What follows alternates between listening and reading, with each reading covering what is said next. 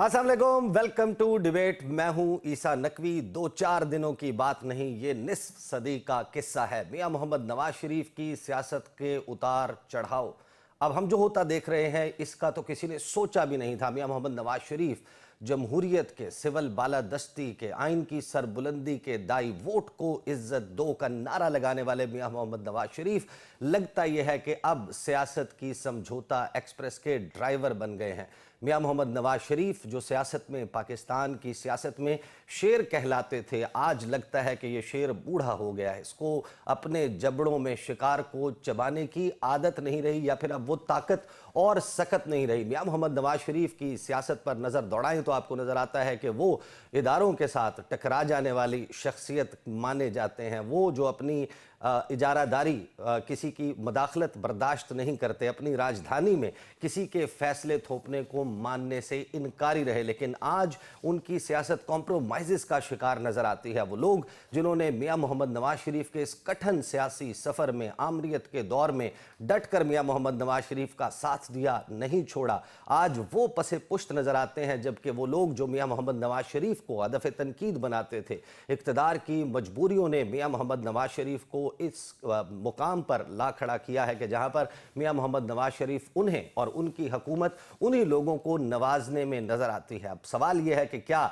सियासत में समझौते करने पड़ते हैं, या सियासत है ही समझौते का नाम। एक तरफ हम मियां मोहम्मद नवाज शरीफ का ये ट्रैक रिकॉर्ड देख रहे हैं, दूसरी तरफ अपोजिशन जमातों में भी लगभग यही कहानी नजर आती है। माजी में मौलाना फजलुर रहमान को डीजल का लकब देने वाले, बार बार इस नाम से पुकारने वाले इमरान खान साहब, और मौलाना फजलुर रहमान जो इमरान खान को यहूदी एजेंट कहने से कम बात नहीं करते थे, उनके दरमियान भी मफाहमत का अमल जारी है। वो भी एक दूसरे के साथ जो दस्तो गिरेबान रहते थे, अब एक दूसरे के साथ शीरो शक्कर होते हुए नजर आ रहे हैं। इन तमाम सवालात पर, और ख़ास तौर पर जो मुस्लिम लीग नवाज़ की हुकूमत ने जिस किस्म की कैबिनेट उसमें एक्सटेंशन नज़र आई है, उसके ऊपर गुफ्तगू करने के लिए हमारे साथ रहनुमा पाकिस्तान मुस्लिम लीग नवाज़ जनाब इख्तियार वली साहब मौजूद हैं। इख्तियार वली साहब, a very warm welcome to the show. आगाज़ में मुझे बताइए, मैं आपको मुबारकबाद दूँ कि आपकी अब लीडर्स में इजाफा हो गया है और परवेज़ खटक साहब भी पाकिस्तान मुस्लिम लीग नवाज़ की हुकूमत के मशीरों में शामिल हो चुके हैं। आपको नुशैरा का वफादार कहा जाता था और आप लोग परवेज़ खटक को नुशैरा का गद्दार कहते थे। ये क्या हुआ? ये दो पल में क्या माजरा हो गया कि जंगल का जंगल हरा हो गया? Thank you very much. बिस्मिल्लाहिर्रहमानिर्रहीम। बहुत शुक्रिया ईसा नकवी, वही आपने इंट्रो दिया। लेकिन मैं आपको एक बात बताऊं, और आपने जो सवाल मुझसे किया, हर बंदे की कोशिश होती है कि मैं पार्टी में आगे जाऊं, प्रमोट हूं, और हर बंदे की ये कोशिश होती है कि मेरी पोजीशन पहले से ज़्यादा मुझे बड़ी मिले, अच्छी मिले, और ताकि मैं अपने लोगों के खिदमत में कर सकूं, अपने हल्के के अवाम, अपने सूबे के अवाम, और फिर अपने मुल्क के अवाम के लिए। लेकिन मैं कतई नज़र इन बातों से, मैं सियासत अपने शौक की वजह से करता हूँ। और मैं अक्सर कहता होता हूँ कि माई politics, my political career, it's not my occupation, it's my passion. ये मेरा तिजारत नहीं, मेरा पेशा नहीं है, मेरा नान नफा का नहीं है, मेरा ये शौक है, और सुन्नत नबवी समझ के करता हूँ। वजीर बनना, मुशीर बनना शायद हर किसी का ख्वाब तो होता है, शौक तो होता होगा। लेकिन ये भी आपको बताऊं कि हम जिस मुल्क में सियासत कर रहे हैं, यहां पर वजीर मुशीर बनने के लिए आपको या किसी जनरल का बेटा होना जरूरी भी होता है, भाई होना जरूरी होता है, या आपको किसी बड़े जमींदार और जागीरदार का बेटा होना जरूरी होता है। कोई इतने गरीब मुफलिस हम भी नहीं है, लेकिन टू बी ऑनेस्ट, हाँ, इज्जत है, दौलत है, शोहरत है, खाना रच के अल्लाह ने दिया हुआ है, नौकर भी दिए हुए, गाड़ियां भी 2-4 गाड़ी गैराज में नहीं, खड़ी। इख्तियार वली साहब, आपकी जमात के किसी शख्स को आप पर फौकियत दी जाती, हम समझ सकते हैं। यहाँ पर हम आपसे सवाल बिल्कुल मुख्तलिफ कर रहे हैं। जिन शख्स की हम बात कर रहे हैं वो तो आपकी जमात से ताल्लुक़ नहीं रखते, ان کی کیا گفتگو رہی ہے ماضی میں آپ کی جماعت کی قیادت کے متعلق میاں محمد نواز شریف کے ان کی صاحبزادی مریم نواز صاحبہ کے حوالے سے نوشہرہ کے جلسے اگر آپ چاہتے ہیں میں بہت ساری ان کی گفتگو جو ہے وہ بھی چلوا سکتا ہوں، but to cut the story short everybody knows کہ پرویز خٹک صاحب کے کیا خیالات تھے، ان کی سیاست کس قسم کی گفتگو کرتے ہوئے گزری ہے اور آپ کی جماعت کس قسم کا رویہ رکھتی تھی، جن کو آپ یہ کہتے تھے کہ وہ مالم جبہ سکینڈل میں انوالوڈ ہیں، بی آر ٹی کا آپ ان کو چور کہتے تھے، آپ ان کے اوپر تنقید کرتے تھے، آج آپ نے ان کو اٹھا کر جب لیڈر بنا لیا تو ہم یہی سمجھیں گے کہ آپ صرف سیاسی باتیں کرتے تھے، پرویز خٹک میں دراصل کوئی خامی نہیں تھی؟ اچھا، میں عیسیٰ آپ کو ایک بات بتاؤں کہ میں اپنے موقف پر قائم ہوں، کیونکہ پرویز خٹک کو میں نے دیکھا ہے، میرے ساتھ ایک ضلع کا، میرے ایک شہر کا، ہم ایک حلقے کے لوگ ہیں، مجھ سے زیادہ اس کو کوئی بہتر نہیں جانتا، ہم بڑے عرصے سے ایک دوسرے کے سیاسی حریف ہیں۔ پرویز خٹک نے سب سے پہلے جو اسلام آباد پر چڑھائی کی تھی، اگر آپ کو یاد ہو، اور لاؤ لشکر لے کر، وہ پہلا سی ایم جو تھا وہ پرویز خٹک تھا، اور سب سے پہلے جو عمران خان نے یہ اعلان کیا تھا کہ میں پاکستان کی نیب سے زیادہ مطمئن نہیں ہوں، میں خیبر پختونخوا میں ایک انڈیپینڈنٹ نیب اور احتسابی نظام لا رہا ہوں، آپ کو یاد ہوگا اس کو صوبائی احتساب کمیشن کا نام دیا گیا تھا، جنرل حامد خان اس کا چیئرمین تھا، اس کو اتھارٹی دے دی کہ آپ بیلاگ احتساب کریں۔ عمران خان نے بڑی پروپیگیشن کی، اور جب وہ 4 مہینے بعد اپنی رپورٹ لے کر آیا، عمران خان کے آگے فائل رکھی، اس پہ لکھا ہوا تھا کہ آپ کا وزیر اعلیٰ پرویز خٹک کرپٹ ہے، کرپٹ پریکٹسز میں انوالو ہے، اس کی ساری کیبنٹ انوالو ہے، یہ کرپشن کرتے ہیں، پیسے کماتے ہیں، ادارے بیچتے ہیں، سیٹیں بیچتے ہیں، جو انتظامی سیٹیں ہوتی ہیں، commissioner, D C, D P O, یہ وہ، اس کی فروخت میں جنگلات بیچتے ہیں، سرکاری اراضیاں بیچ رہے ہیں، ہسپتال کے اسپتال اور دوائیاں بیچتے ہیں، نوکریاں بیچتے ہیں، ان سب کو جیل میں ڈالنا چاہیے۔ عمران خان نے وہ فائل لے کے بند کر دی، بجائے اس کے کہ پرویز خٹک کو جیل میں ڈالتا، اس کی کابینہ کو جیل میں ڈالتا، احتساب کا نظام چلاتا، اس نے احتساب کمیشن کے دفتر کو، اپنے بنائے ہوئے دفتر کو تالا لگا دیا اور چیئرمین کو فارغ کر دیا۔ تو میرا سب سے پہلا موقف یہ ہے کہ پرویز خان اس وقت اس کمیشن کی رپورٹ میں وہ چور ثابت ہو چکا ہے۔ پھر اس کے لیکن بعد آج آپ کی حکومت نے تو ان کو، آپ کی حکومت نے، آپ کی جماعت نے تو ان کو کلین چٹ دے دی نا، آپ اب جتنی مرضی باتیں کرتے رہیں، آپ کے لیے وہ پوتر ہیں، آپ کے لیے وہ پاک صاف ہیں، آپ کے لیے وہ اس قابل ہیں کہ حکومت کے مشیر کے طور پر کام کریں۔ آپ کی حکومت، آپ کی وزیر اعظم کے مشیر ہیں، ان کو بتائیں گے کہ اس ملک کو کیسے چلانا ہے، کیا وہ ان کو بھی وہی طریقہ کار سمجھائیں گے جس طریقہ کار کا آپ کہہ رہے ہیں کہ وہ یہ سب کچھ کرتے رہے؟ آپ نے پہلے بھی مجھ سے پوچھا تھا کہ فیصل واوڈا بھی حکومت کا حصہ ہے، میں نے آپ کو یہی بولا تھا کہ میں فیصل واوڈا کا ترجمان نہیں۔ میں آتا ہوں، میں فیصل واوڈا پر آتا ہوں، آپ ذرا پہلے چلیں، آپ شروع سے شروع کر لیتے ہیں، آپ مجھے بتائیں آپ سیاست آپ نے شروع ہی کیوں کی؟ آپ کو کس نے کہا تھا کہ آپ سیاست کریں؟ کیا کرنے کے لیے آپ آئے تھے سیاست میں؟ آپ مجھے بتائیں آپ کا آغاز کیسے ہوا، مسلم لیگ نون کے ساتھ سفر کیسا تھا، اور کیا کچھ کرتے آئے آپ اس تمام وقت کے دوران اپنی جماعت کے لیے؟ دیکھیں، میرے جو پردادا تھے وہ تحریک پاکستان کے کارکن تھے، انہوں نے قائد اعظم کے ساتھ، میں بابا شیر علی کی بات کر رہا ہوں، وہ قائد اعظم کے ساتھ سبز کپڑے پہن کر پاکستان کا جھنڈا اٹھا کر وہ ساتھ ساتھ چلتے تھے۔ صحیح۔ میرے دادا محترم الحاج خیر ولی صاحب، وہ پھر مسلم لیگ کے ساتھ تھے، جب جنیجو صاحب کی مسلم لیگ تھی اس کا حصہ رہے۔ پھر ہم اس وقت چھوٹے تھے، گھر میں جھنڈا بھی دیکھتے تھے، سٹیکر بھی دیکھتے تھے، پوسٹر بھی دیکھتے تھے، اور میرے دادا جو تھے تو وہ، میں بہت چھوٹا تھا اس وقت، وہ شہر کے یہاں پر وہ چیئرمین بن گئے تھے۔ تو اس کے بعد ہم پڑھتے ہوتے تھے کہ پاکستان کس نے بنایا؟ قائد اعظم نے بنایا۔ قائد اعظم کی جماعت کون سی تھی؟ مسلم لیگ تھی۔ تو وہاں سے وہ چیز ذہن میں، بچہ تھا، بیٹھتی گئی۔ جب میں 7ویں 8ویں میں پہنچ گیا تو میں نے ذہن بنا لیا تھا کہ میں پالیٹکس جوائن کروں گا، ایکٹیو پالیٹکس، اور میرے دوستوں نے مجھے 10ویں جماعت سے ہی آہستہ آہستہ پش اپ کرنا شروع کر دیا، اور پھر جب میں کالج میں گیا تو وہاں سے میں نے اپنے مسلم اسٹوڈنٹ فیڈریشن، میں نے مسلم لیگ سے ہی آغاز کیا، اور وہیں سے لے کر آج تک मैं मुस्लिम लीग में हूँ और मेरी सियासत की कोशिश यही थी कि मैं मुल्क को अच्छा हेल्थ का निज़ाम दे सकूं, अच्छा पुलिस का निज़ाम दे सकूं, अच्छा इंसाफ का निज़ाम दे सकूं, मैं इस मुल्क में लोगों को रोजगार दे सकूं, पीने का साफ पानी मुहैया हो, अच्छे स्कूल बने, अच्छे कॉलेजेस बने, अच्छी यूनिवर्सिटियां बने, एक मॉडल और आइडियल जिस तरह तखयलाती दुनिया के बारे में इंसान सोचता है, वो सारी अच्छी चीजें मैं लाया था अपने साथ सियासत में आज से तकरीबन कह लें कि 35 साल पहले। तो 35 साल की और इस इस कहानी में अब दौरान मेरी टीम विजुअल्स चला रही है, कहीं पर आप जख्मी नजर आ रहे हैं, आपके हाथों के ऊपर पट्टियां बंधी हैं, लगता ही है कि आपके नाखून जो हैं वहां पर कोई मसला हुआ है, आपकी कमर जख्मी नजर आती है। ये क्या विजुअल्स हैं? आप ये क्या हुआ था, ये वाकया?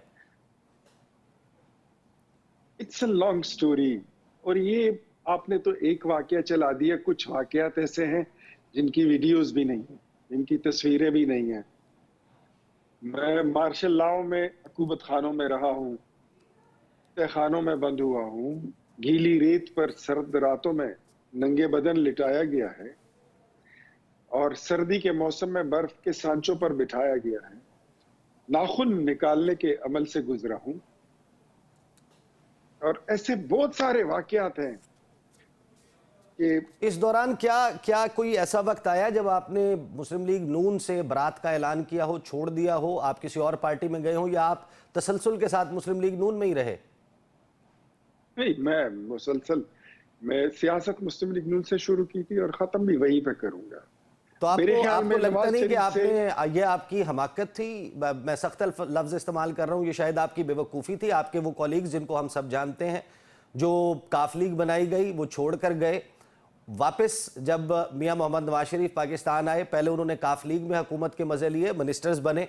जब मियां मोहम्मद नवाज शरीफ वापस आए, उन्होंने दोबारा से उनको गले लगाया, उन्हीं को वजीर बनाया। आप साथ खड़े रहे, आपके सामने आपका नतीजा भी मौजूद है और उन साथियों का नतीजा भी मौजूद है जिन्होंने मुख्तलिफ सियासी कश्तियों के मुसाफिर बनना पसंद किया। ये अलमिया है, ये अलमिया है और ये सिर्फ मुस्लिम लीग नून में नहीं है, ये मेरे ख्याल में हर सियासी जमात में है कि यहाँ पर एक मिडिल क्लास का बंदा वो जब स्टेटस को ब्रेक करते हुए निज़ाम रियासत में दाखिल होता है, असम्बली का मेंबर बनता है, वहां से वो प्रोमोट होके आगे जाता है, वजीर बनता है, तो बहुत सारी कुव्वतें, दीदा नदीदा कुव्वतें वो हरकत में आ जाती है। ये कहाँ से मिडिल क्लास ये आ रहा है हम्म। और इसको क्यों ना रोक दिया जाए ये तो एलीट क्लास लोगों का काम है, तो वो वहां पर उनके रास्ते रोके जाते हैं। लेकिन मैं ये सारी चीजों को मैं भांप चुका हूं और मैं समझता हूं कि आपने जिस वजीर की बात की मेरे पास एक बंदा आया था, उसने कहा था कि परवेज मुशर्रफ की हुकूमत में आपको फेडरल मिनिस्टर बनाते हैं, आपको स्पोक्स पर्सन बनाते हैं। सही। उस वक्त गवर्नर था, कहते हैं इसके साथ आपको एडवाइजर लगाते हैं, एक गवर्नर होगा और एक आप होंगे। सही। मैंने रिफ्यूज किया है, मुझे उसके बाद दो बार गवर्नरी की ऑफर हुई, मैं इनकार किया। मुझे तहरीक इंसाफ की हुकूमत में भी कई बार ऑफर हो चुकी।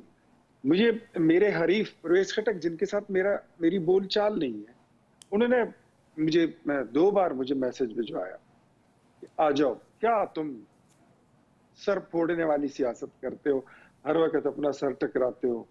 सही। मैं कर नहीं, चलें, अब मुझे मुझे मैं मेरे यहाँ साथ हूँ रहें, इख्तियार वली साहब मेरे साथ रहें। मुझे एक छोटी सी ब्रेक पर जाना है और ब्रेक से आएंगे वापस तो गुफ्तगू का सिलसिला जारी रहेगा। Welcome back after the break. गुफ्तगू का सिलसिला जारी है। इख्तियार वली साहब, अब घोड़े ने घास से दोस्ती कर ली है। मियां मोहम्मद नवाज शरीफ या नून लीग, लगता ही है कि उनका फोकस यही है कि पंजाब जो है वहाँ पर हम होंगे और उसके बाद लेट आउट कर दिया जाए अपनी पॉलिटिक्स को। बलूचिस्तान, सिंध में, खैबर पख्तूनख्वा में उन्होंने इत्तेहादी ढूंढ लिए हैं। तो आप लोग ये बात रियलाइज़ कर रहे हैं कि मुस्लिम लीग नून का कोई इरादा नज़र नहीं आता और खैबर पख्तूनख्वा में उनका कोई मस्कन बनाने का, सियासत करने का इरादा है ही नहीं सिरे से?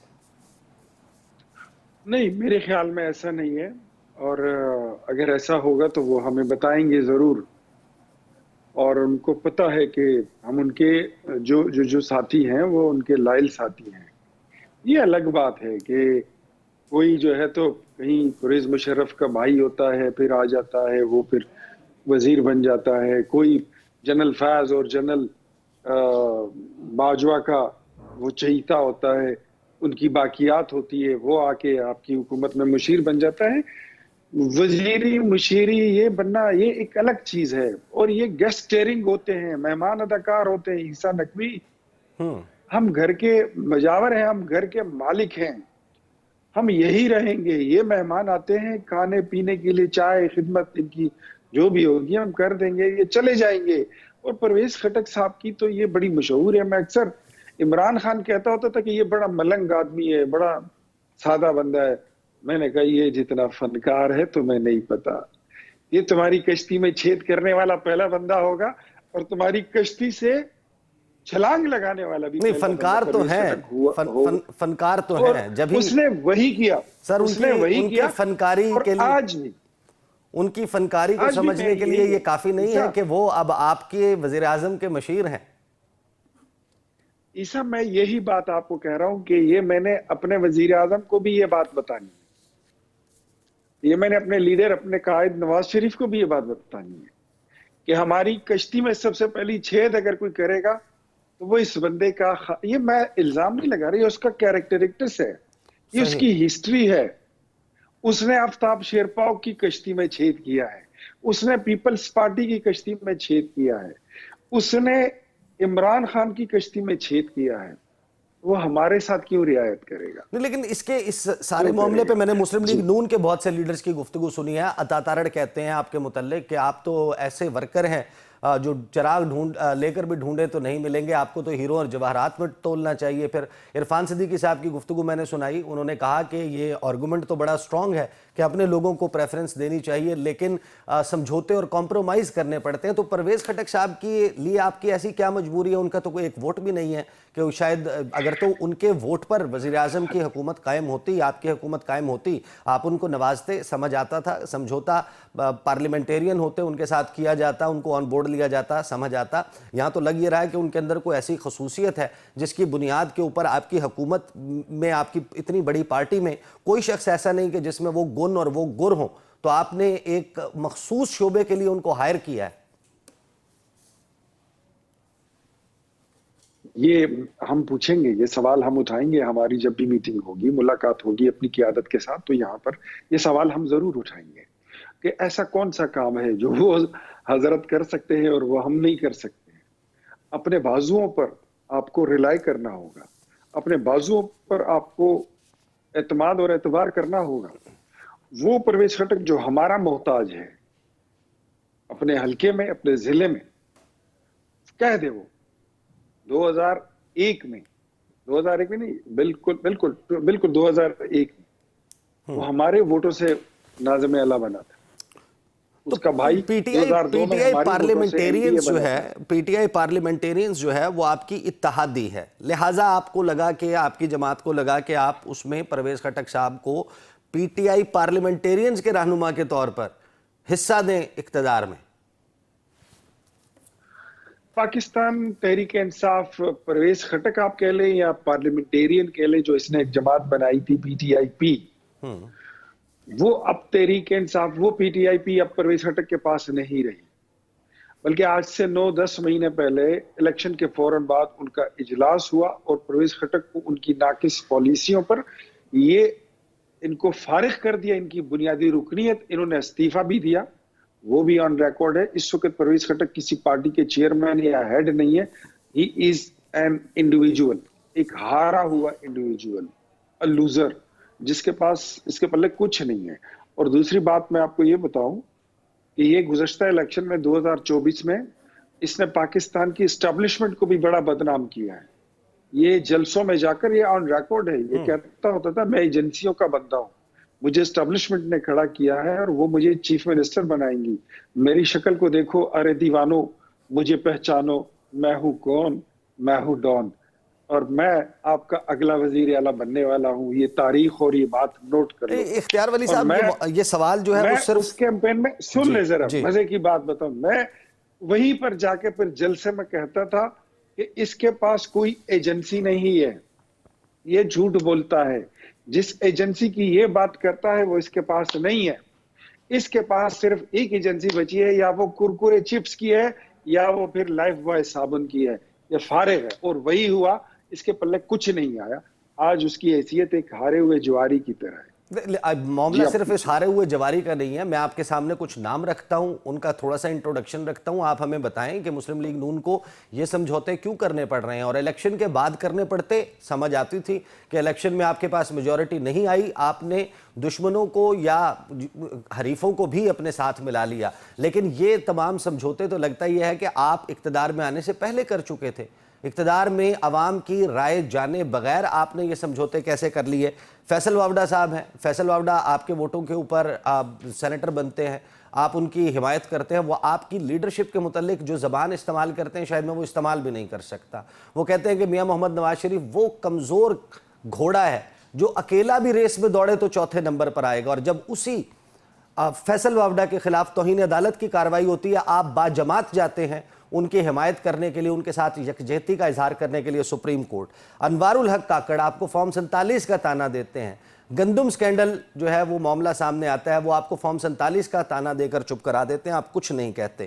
محسن نقوی صاحب نگران وزیر اعلیٰ, کیا نگران وزیر اعلیٰ کو آنے والے سیٹ اپ میں ان کو حصہ ملنا چاہیے, ان کو موجود ہونا چاہیے کابینہ میں؟ سرفراز بگٹی صاحب وہ نگران سیٹ اپ میں وزیر داخلہ تھے, آج وہ کس طریقے سے, پاکستان کا آئین اس کی اجازت نہیں دیتا, وہ ایک صوبے کے وزیر اعلیٰ بن گئے ہیں. جہانگیر ترین کو آپ چینی چور کہتے تھے, ان کو اقتصادی مشاورتی کونسل میں رکھا ہوا ہے. غلام سرور خان صاحب کو آپ آج بھی سمجھتے ہیں کہ انہوں نے پاکستان ایئر لائنز کو جتنا نقصان پہنچایا کسی نے نہیں, لیکن آپ کی جماعت نے ان کے خلاف ایک کینڈیڈیٹ کھڑا نہیں کیا. اس کے بعد اون چودھری صاحب میں سنوا چکا, آپ کی جماعت کہتی تھی کہ وہ ڈرگ ڈیلر ہیں, ڈرگ سپلائی کرتے ہیں, وہ آپ کی کابینہ کا حصہ ہیں. علیم خان صاحب کے مختلف جلسوں میں سٹیٹمنٹس آپ کی پارٹی کے بارے میں, شہباز شریف صاحب کے بارے میں, اور پھر آپ کی پارٹی کے ان کے بارے میں سٹیٹمنٹس سب کو معلوم ہے. اس کا کیا جواز ہے, ان سمجھوتوں کا کیا جواز ہے؟ کمزور مینڈیٹ. نواز شریف نے الیکشن سے پہلے ایک بات کہہ دیا تھا, متحدی تھی اگر آپ کو یاد ہو. جی, نواز شریف نے یہ الیکشن سے پہلے یہ بات کی تھی کہ اگر مینڈیٹ کمزور ہوگا تو حکومت کمزور ہوگی, حکومت کمزور ہوگی تو فیصلے کرنے میں اتنی معتبر اور توانا نہیں ہوتی. آج جو نام آپ لے رہے ہیں میرے خیال میں حکومت کی مجبوریاں ہیں. یہ حکومت کی مجبوریاں ہیں کہ کچھ مصلحتیں ہیں, اور مصلحتوں کی وجہ سے یہ ساری چیزیں ہو گئی ہیں. اور دوسرا اس میں سب سے بڑی مصلحت جو مجھے نظر آتی ہے کہ پاکستان واقعی میں ایک ڈیفالٹ کی نہج پہ پہنچا ہوا ملک تھا, اور اس کو وہاں سے نکالنے کے لیے میکسیمم پولیٹیکل ہارمنی کے لیے آپ کو چھوٹی بڑی قوتوں کو سب کو ملا کر اپنے ساتھ آپ نے موو فارورڈ کرنا تھا. تو یہ اس سے زیادہ کوئی نہیں ہے, اس سے زیادہ کوئی چیز میں اس کو نہیں سمجھتا. تو یہ جو لیکن نواز کمپرومائزز شریف ہیں نے یہ ان بات پر کی تھی اب تو آپ مجھے یاد آئی کہ اگر آپ مینڈیٹ ہمیں دیں گے تو ہم کچھ کر سکیں گے, اگر مینڈیٹ نہیں دیں گے تو پھر مجبوراً مصلحتاً حکومتیں بنائی جاتی ہیں اور پھر معاملات کو لے آپ کر کی آگے گفتگو سے چلا یہ جاتا اندازہ ہے. تو میں لگا چکا ہوں کہ آپ کا کوئی ارادہ ایسا نہیں ہے کہ آپ اپنی جماعت سے راہیں جدا کریں, اپنی ریزنٹمنٹ کو پارٹی میں رہتے ہوئے اپنی قیادت تک پہنچائیں گے اور اپنا مسلم لیگ نون کے ساتھ سیاسی سفر جاری رکھیں گے. کیا یہ بات درست ہے؟ آپ بالکل ٹھیک سمجھے ہیں. میں یہاں پر میں کسی مہمان کے لیے اپنا گھر خالی نہیں کروں گا, اپنی جگہ خالی نہیں چھوڑوں گا. میرا وزیر بننا نہ اختیار بننا ولی صاحب, یہ بڑی چھوٹی سی بات ہے, اور یہ پیچھے رہ گئی ہے. میرا اپنا ایک موقف ہے, اصولی موقف ہے, وہ میں دے چکا ہوں, میں ریکارڈ پر لا چکا ہوں. قیادت کی مرضی ہے, آگے وہ جو فیصلہ کرتے ہیں وہ سب چاہیے. اختیار ولی صاحب, آپ جب اسلام آباد آئیں گے I will invite you to the studio. وقت جو ہے وہ ختم ہو گیا, میں لیکن آخر میں ایک چیز سنوانا چاہتا ہوں تمام دیکھنے اور سننے والوں کو بھی اور آپ کو بھی, کہ پنجاب کی موجودہ وزیر اعلیٰ مریم نواز صاحبہ الیکشن سے پہلے انہوں نے نوشہرہ اختیار ولی کے متعلق کیا کہا تھا. بریک لیں گے, بریک سے جب واپس آئیں گے تو گفتگو کا سلسلہ جاری رہے گا, آپ یہ سنیے. Welcome back after the break. Programme کے آخری حصے میں ہمارے ساتھ موجود ہیں رہنما پاکستان تحریک انصاف جناب رؤوف حسن صاحب, اور بات کریں گے اس وقت جن کنسرنز کا اظہار کیا جا رہا ہے عمران خان کی صحت کو لے کر, اور ایک ایسا وقت جب پارٹی کے رہنماؤں کی سیاسی رہنماؤں کی عمران خان سے اڈیالہ جیل میں ملاقاتیں نہیں ہو رہی، تحریک انصاف کی آئندہ پالیسی کیا ہوگی؟ خاص طور پر عید کے بعد جس کیمپین کو چلانے کی بات کر رہی تھی، ان تمام موضوعات پر بات کریں گے، لیکن گفتگو کا آغاز رؤوف حسن صاحب، آئی ایم ایف کی ٹیم اس وقت پاکستان میں موجود ہے، ٹیکنیکل میٹنگ جو ہے وہ ختم ہو چکی ہیں، اب پالیسی مذاکرات ہو رہے ہیں۔ جو آئی ایم ایف نے پاکستان کو قرض پروگرام میں رکھا تھا، جب جو شارٹ ٹرم ارینجمنٹ ہوا تھا 7 جولائی 2023 کو عمران خان صاحب سے زمان پارک میں ملاقات ہوئی تھی، اور اس ملاقات کے بعد انہوں نے پاکستان کے لیے قسطیں جاری کرنے کا فیصلہ کیا تھا۔ اب آپ نے جو شرائط رکھی تھیں اس وقت، ان شرائط پر عمل درآمد نہیں ہوا، آپ نے فری اینڈ فیئر الیکشن مانگا، آپ نے ٹائملی الیکشن مانگا، آپ کے مطابق وہ دونوں باتیں پوری نہیں ہوئیں۔ اب جب وہ دوبارہ صوبائی حکومتوں سے بھی، سیاسی جماعتوں سے بھی بات کرنے جا رہے ہیں، آپ لوگوں کا آئی ایم ایف کے سامنے نقطہ نظر کیا ہوگا؟ تھینک یو عیسیٰ صاحب۔ دیکھیے اس وقت جب ملاقات ہوئی تھی تو ہم نے صرف ایک شرط رکھی تھی، وہ یہ کہ پاکستان میں فری اینڈ فیئر الیکشنز ہونے چاہیے، کیونکہ وہ انٹرم گورنمنٹ تھی، اور اس کی بیسس کے اوپر ہمیں یقین دہانی کرائی گئی تھی کہ فری اینڈ فیئر الیکشنز ہوں گے۔ لیکن فری اینڈ فیئر الیکشنز آپ کو پتہ ہے، ساری قوم کو پتہ ہے، ساری دنیا کو پتہ ہے، اس ملک میں نہیں ہوئے، اور اس کے بعد یہ پروگرام جاری رہا تھا۔ آئی ایم ایف نے اس پروگرام کو ڈسکنٹینیو نہیں کیا تھا، بلکہ ایک اور 7 بلین کے پروگرام کو انہوں نے حکومت پاکستان کے ساتھ سائن کیا تھا۔ اب ان کا وقت یہ آیا ہوا ہے، اگر انہوں نے کچھ کرنا ہوتا تو اس وقت وہ کرتے، لیکن اب یہ وقت آیا ہوا ہے، ہمیں نہیں پتا کہ اس کا پروگرام کیا ہے، کہ ہمارے ساتھ ان کی ملاقات ہوگی نہیں ہوگی۔ میرا خیال ہے کہ جب اگر ملاقات ہوگی تو جو حقائق ہیں وہی بیان کیے جائیں گے۔ اس ملک کے اس وقت جو حقائق ہیں وہ سب کو پتہ ہے، وہ وہی بیان کیا جائے گا۔ یہ but this is subject to کہ وہ ہم سے ملاقات کرنا چاہتے ہیں۔ میرے پاس اس وقت ان کی ایسی کوئی انفارمیشن نہیں ہے کہ انہوں نے اس چیز کا، اس خواہش کا اظہار کیا ہے، یہ کہ یہ ملاقات، ایسی ملاقات ان کے پروگرام میں شامل ہے۔ آپ سے ایز اے پارٹی نہ بھی ملاقات کریں، آپ کی خیبر پختونخوا کی حکومت سے تو ان کی ملاقات طے ہے؟ جی، وہ خیبر پختونخوا حکومت جو ہے وہ اپنے جو حقائق ہیں وہ ان کے ساتھ ڈیفینیٹلی شیئر کرے گی، جو ان کو مشکلات ہیں وہ ڈیفینیٹلی شیئر کرے گی، جو ملک میں اس وقت حالات ہیں وہ بھی ڈیفینیٹلی شیئر ہوں گے ان کے ساتھ۔ لیکن ایز سچ پارٹی کے ساتھ مجھے نہیں پتا کہ کیا انہوں نے کسی قسم کی ملاقات جو ہے وہ پلان کی ہے یا نہیں کی ہے۔ تو آئی ایم ایف کا قرض پروگرام اسی طریقے سے جاری و ساری رہنا چاہیے آپ کے خیال میں؟ دیکھیے پاکستان کی اگر کوئی نیڈ ہے تو وہ تو پاکستان کی نیڈ تو پوری ہونی چاہیے۔ اس وقت پاکستان جو ہے وہ اکنامکلی ایک کیپٹو ملک بن کے رہ چکا ہوا ہے، قرض کے بغیر ہم سروائیو نہیں کر سکتے ہیں۔ تو لازمی بات ہے کہ اس سلسلے میں تو ایز اے پولیٹیکل پارٹی ہماری انٹینشن بھی وہی ہوگی، لیکن ہم اس کے علاوہ اور بھی بہت کچھ چاہتے ہیں، جو ہم برملا اس کا بار بار اظہار کر چکے ہوئے ہیں کہ اس ملک میں آئین قانون کی عملداری ہونی چاہیے، اس ملک میں جمہوریت کی عملداری ہونی چاہیے، اس ملک میں انسانی حقوق کی قدر ہونی چاہیے۔ وہ تمام چیزیں ہیں، لیکن یہ چیزیں تو ایک پولیٹیکل پلیٹ فارم کے اوپر ہم نے فائٹ کرنی ہے نا۔ اس کے جو ہم کر رہے ہیں آپ بھی دیکھ رہے ہیں، اور اس سلسلے میں مستقبل کا پروگرام جو ہے وہ بھی ہم ترتیب دے رہے ہیں عید کے بعد جو ہم لانچ کرنے جا رہے ہیں۔ تو آئی ایم ایف کے زمرے میں وہ آتا ہے یا نہیں آتا، لیکن جو حقائق ہیں ملک کے وہ کسی سے چھپے ہوئے نہیں ہیں۔ تو اس کے عید کے اوپر بعد مزید شاید بات کرنے کی بھی ضرورت نہیں ہے، سب کو پتہ ہے کہ کیا ہو رہا ہے ملک۔ تو عید کے بعد جو بھی آپ کا پلان ہے، اب عمران خان صاحب سے ملاقاتوں کا وہ سلسلہ نہیں رہا، پہلے تو تمام ڈیسیجنز اڈیالہ جیل میں عمران خان اپنی جماعت کے لوگوں سے مشاورت کر لیتے تھے، کچھ ٹائم اس کے لیے بھی مل جاتا تھا، انسٹرکشنز آ جاتی تھیں، اب وہ سلسلہ ختم ہو گیا۔ تو اب آپ کے ہاں یہ ڈیسیجن کس نے لینا ہے؟ کیا عید کے بعد ایگزیکٹلی کرنے جا رہے ہیں؟ کوئی اسٹریٹ موومنٹ ہے، جلسوں کا سلسلہ شروع کیا جائے گا، سیمینارز کیے جائیں گے، ایگزیکٹلی پلان ہے کیا آپ لوگوں کا؟ جی اس وقت تو جو چیز پتہ ہے، جو معلوم ہے وہ یہ ہے جی کہ ہم ایک لارجر پولیٹیکل پلیٹ فارم جو ہے وہ تشکیل دینے کی کوشش کر رہے ہیں۔ اس سلسلے میں خاطر خواہ کامیابی آلریڈی ہمیں مل چکی ہوئی ہے۔ 1-2 اور پولیٹیکل پارٹیز ہیں جن کے ساتھ ہماری آن گوئنگ نیگوسیشنز ہیں، اور اگر کسی کے کوئی تحفظات ہیں تو وہ دور کرنے کی کوشش کی جا رہی ہے۔ تو اسٹیپ نمبر 1 اس کہ یہ larger political plate form involving all political parties جو کہ حکومت کا حصہ نہیں ہے وہ اس میں شامل ہوں گی، اور اسی پلیٹ فارم سے پھر ہم عید کے بعد کی جو تحریک ہے اس کو لانچ کرنے جائیں گے۔ اور وہ تحریک بیسیکلی پاکستان میں آئین کی بحالی کی تحریک ہے، کیونکہ ہر باقی جو چیز ہے وہ آئین کی بحالی سے جڑی ہوئی ہے. قانون کی عملداری جو ہے وہ بھی آئین سے جڑی ہوئی ہے، انسانی حقوق کی قدر جو ہے وہ بھی آئین سے جڑی ہوئی ہے، جمہوریت کی بحالی وہ بھی آئین سے جڑی ہوئی ہے. تو یہ آئین کی بحالی کی تحریک ہوگی اور یہ سارے ملک میں پھیلے گی، اور اس کے جو اسپیسیفک خد و خال ہیں وہ جب یہ پورا پلیٹ فارم تشکیل پا جائے گا تو اس وقت تمام سٹیک ہولڈرز کی ان پٹ کے ساتھ وہ تشکیل دیا جائے گا، اور ونس دیٹ از ڈن وہ ہم آپ کے ساتھ اور باقی سب لوگوں کے ساتھ بھی انشاءاللہ تعالی شیئر کریں گے. نہیں، آپ کا ارادہ تو یہ ہے، لیکن اس وقت گراؤنڈ ریالٹی یہ ہے کہ باوجود اس کے کہ پاکستان کا آئین freedom of association, freedom of assembly, اجتماع کی آزادی، وابستگی کی آزادی، اظہار رائے کی آزادی دیتا ہے، لیکن آپ نے جو اس حوالے سے ایک مقامی ہوٹل میں اسلام آباد میں کانفرنس کرنے کی کوشش کی، وہاں تو تالے لگ گئے تھے. آپ کو کیوں کر لگتا ہے کہ اب آپ جو کچھ کرنا چاہ رہے ہیں یہ کر پائیں گے؟ دیکھیے، ملک کو بچانے کے لیے یہ کرنا ہوگا. پہلے بھی یہ لوگ کرتے ہیں، آپ کو یاد ہے جو ہمارے جلسے ہوئے تھے، جس طریقے سے جلسے ہوئے تھے، اور اس کے بعد جو ریاست کی پستائیت کا عالم تھا، ظلم اور جبر کا عالم تھا، وہ بھی کسی سے چھپا ہوا نہیں ہے. لیکن اس کا مطلب تو یہ تو نہیں ہو سکتا کہ سیاسی جماعتیں جو ہیں وہ بند کمرے میں بیٹھی رہیں.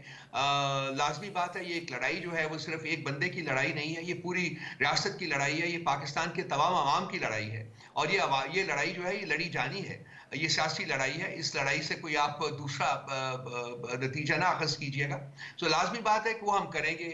وہ پارلیمنٹ کے اندر بھی یہ جدوجہد جاری رہے گی، وہ قانونی محاذ کے اوپر بھی یہ جدوجہد جاری رہے گی، اور عید کے بعد یہ جو جدوجہد ہے یہ ایک سیاسی شکل میں آپ کو پاکستان بھر میں بھی نظر آئے تو گی. اس کے لیے یہ آپ تو کرنا ہی ہے، کیونکہ ادر وائز پاکستان میں قانون کی بحالی، آئین کی بحالی اور جمہوریت کی بحالی کی لڑائی جو ہے وہ آگے نہیں بڑھائی جا سکتی. تو اس کے لیے آپ جس لارجر پولیٹیکل پلیٹ فارم کی بات کر رہے ہیں، آپ تو سب ساتھ ہی تھے، یعنی پاکستان تحریک انصاف، صاحبزادہ حامد رضا سنی اتحاد کونسل، MWM، وہ آپ کے ساتھ تھی. آپ کے ساتھ محمود اچکزئی صاحب ہیں، سردار اختر مینگل ہیں، دیگر ہیں. مسئلہ تو صرف مولانا فضل الرحمان کا تھا. مولانا فضل الرحمان نے اپنے جو بھی تحفظات یا ڈیمانڈز تھیں وہ انہوں نے اسد کیسر صاحب کو گوش گزار کی. اب لگ بھگ 18 سے 20 دن گزر چکے ہیں. اب اس پر ڈیسیجن میکنگ عمران خان صاحب نے کرنی ہے. عمران خان صاحب تک اسد کیسر صاحب کی رسائی نہیں ہے، فیصلہ اس میں اسد کیسر صاحب نہیں کر سکتے. تو آپ مولانا فضل الرحمان کو جب جواب ہی نہیں دے پائیں گے تو یہ لارجر پولیٹیکل پلیٹ فارم کیسے بنے گا؟ بن جائے گا. عیسیٰ صاحب، جو آپ نے مسائل کا ذکر کیا، جس مسئلے کا بیسک مسئلے کا ذکر کیا وہ بالکل موجود ہے. میں آپ کے سامنے بیٹھا ہوں، یہ 29واں ہفتہ ہے کہ میں ملاقات نہیں کر سکا. سیاسی قائدین جو ہمارے ہیں وہ میرا خیال ہے 24-25 ہفتوں سے ملاقات نہیں کر سکے، اور اب یہ جو ہیئرنگ تھی ان کے کیسز کی، خان صاحب کے کیسز کی، ان کو انہوں نے آگے ڈال دیا ہے. اب وہ مارچ میں کسی تاریخ کو ہوگی، اور یہ صرف اور صرف اس کا مقصد ایک ہی ہے کہ خان صاحب کے ساتھ جو آؤٹ سائڈ رابطہ ہے وہ منقطع کیا جائے. تو پارٹی کے پاس جی پلیز کنٹینیو. جی، اب ہم دیکھیں گے کہ اس کی کس طریقے سے توڑ کیا جا سکتا ہے. ہم سپریم کورٹ میں جا رہے ہیں، یہ وہ پاکستان کی عدلیہ کا ایپیکس فورم ہے، وہاں ہم جا رہے ہیں اور یہ تمام حقائق لے کے جا رہے ہیں. ہم امید کرتے ہیں کہ سپریم کورٹ جو ہے وہ اس سلسلے میں کوئی انصاف پر مبنی فیصلہ کرے گی، قانون پر مبنی فیصلہ کرے گی، آئین پر مبنی فیصلہ کرے گی، اور یہ ہماری ملاقاتیں اس کا دروازہ کھل سکے گا خان صاحب کے ساتھ دوبارہ. جی، آپ کا مکمل اعتماد ہے پاکستان کی سب سے بڑی عدالت پر کہ آپ کو یہ ملے گا وہاں، یا امید ہے صرف؟ 26ویں آئینی ترمیم کو ہم ریجیکٹ کر چکے ہوئے ہیں. اس سلسلے میں ہماری پٹیشن آلریڈی موجود ہے عدالت میں، وہ ہم کیس جو ہے وہ فائٹ کریں گے، لازمی بات ہے. اب کورٹ سٹافنگ ہو چکی ہوئی ہے، جج صاحبان اپنی پسند کے اپوائنٹ کیے جا چکے ہوئے ہیں. اگر ہمارا پہلے عدلیہ میں ٹرسٹ کا کوئی ایک ایلیمنٹ تھا تو میرا خیال ہے کہ وہ اگر کلیتاً ختم نہیں ہوا تو وہ بہت زیادہ اور کم ہو چکا ہوا ہے. لیکن اس کے باوجود سیاسی جماعت ہونے کے ناطے ہمارے پاس آپشن کوئی نہیں ہے. ہم نے اپنی لڑائی جو ہے وہ کسی بندوقوں سے تو لڑنی نہیں ہے نا. وہ لازمی بات ہے کہ جو آئین کے تحت ہمارے پاس آپشنز موجود ہیں انہی کو ہم نے ایکسرسائز کرنا ہے. تو ہم عدالت کے پاس تو جائیں گے، لازمی جائیں گے. انصاف ملتا ہے یا نہیں ملتا وہ ایک علیحدہ بات. لاسٹلی مجھے یہ بتا دیجئے گا، اس تمام وقت کے دوران جب آپ کہہ رہے ہیں کہ ملاقاتوں کا سلسلہ بہت ہی محدود ہو گیا ہے اور آدھے گھنٹے کی غالباً جو ہے وہ ٹیوزڈے کو ملاقات ہوتی ہے، تو کچھ کنسرنز جو ہیں بڑے سوشل میڈیا کے اوپر عمران خان کی صحت کو لے کر چل رہے ہیں. ابھی ان کے کان کا انفیکشن بھی تھا، پیمز ہاسپٹل کی ڈاکٹرز کی ٹیم نے ان کا معائنہ بھی کیا. آپ کی جماعت کے پاس، آپ لوگوں کے پاس کیا اطلاعات ہیں؟ عمران خان صاحب is fine, healthy, in good spirits? دیکھیے اگر حکومت کو چھپا نہ رہی ہوتی تو خان صاحب کے ذاتی جو معالج ہیں ان کے ساتھ ان کی ملاقات کے اوپر پابندیاں نہ لگاتی. اب سب سے بڑا کرائسس یہ ہے کہ خان صاحب کے ذاتی معالج کو ان سے ملنے نہیں دیا جا رہا ہے. پمس کے ڈاکٹرز میں ہمارا فیتھ نہیں ہے, حکومتی ڈاکٹرز میں ہمارا فیتھ نہیں ہے. وہ ان کے اوپر ایک تلوار لٹک رہی ہوتی ہے کہ انہوں نے ایک خاص قسم کی رپورٹ دینی ہے. صحیح. اب ان کے دانت میں بھی پرابلم کی اطلاع ملی ہے, اس کے علاوہ اور بھی ایک دو ایشوز ہیں جن کی اطلاعات ہمیں ملی ہیں. تو چاہیے تو یہ کہ ان کے ذاتی معالج کو فوری طور کے اوپر ان سے ملنے کی اجازت دینی چاہیے حکومت کو, تاکہ وہ ان کی صحت کے بارے میں ایک صحیح. فیکٹ بیسڈ رپورٹ جو ہے وہ ہمارے ساتھ شیئر کر سکے, پاکستان کے عوام کے ساتھ شیئر کر صحیح. سکے. رؤف حسین صاحب, وقت ختم ہو گیا. آپ کے وقت کا بہت بہت شکریہ. اب تک کے لیے اتنا ہی, اجازت دیجیے. اللہ حافظ.